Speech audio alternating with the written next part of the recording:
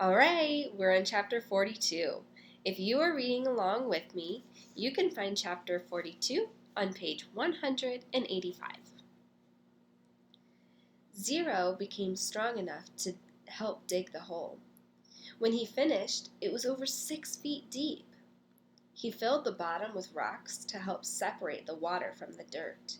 He was still the best hole digger around.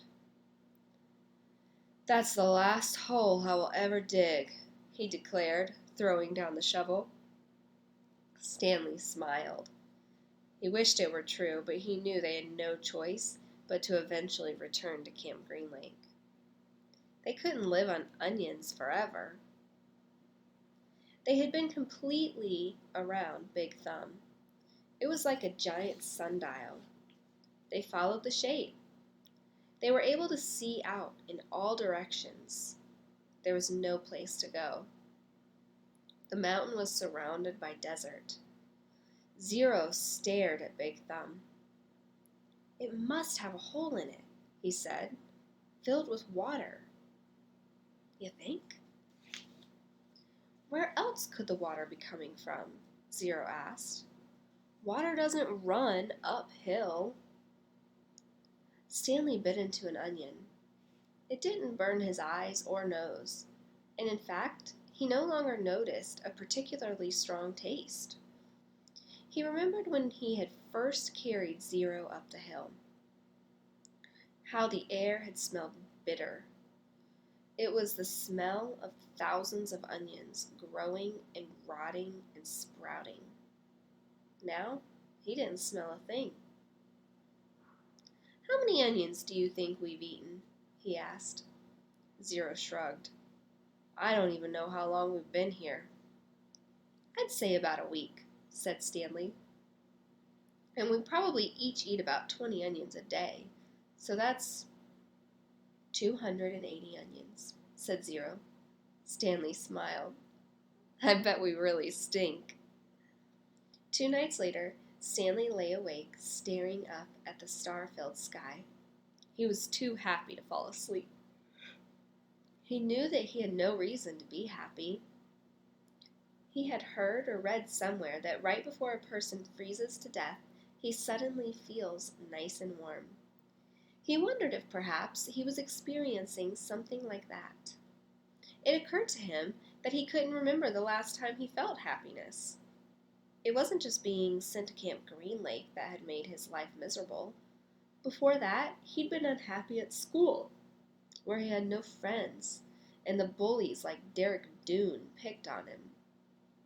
No one liked him, and the truth was, he didn't especially like himself. He liked himself now.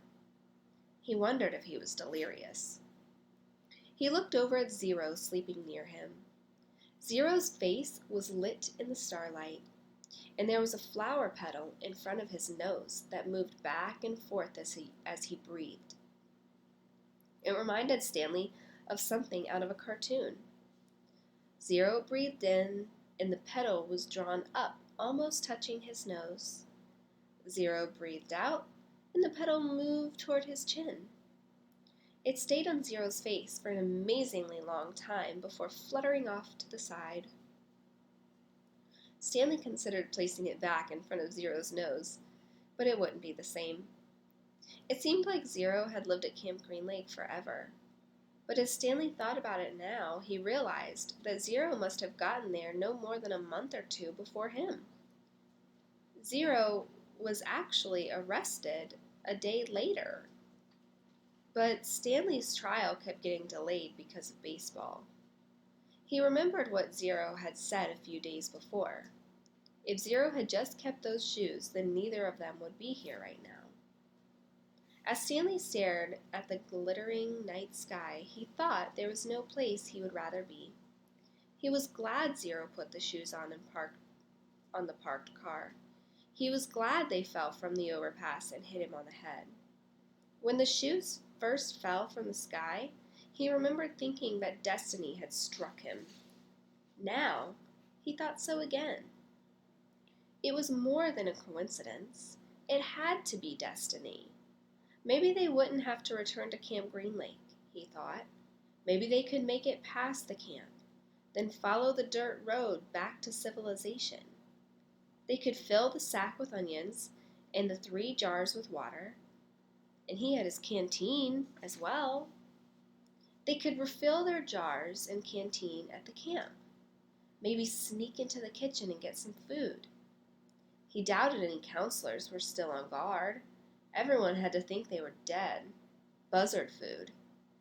It would mean living the rest of his life as a fugitive. The police would always be after him.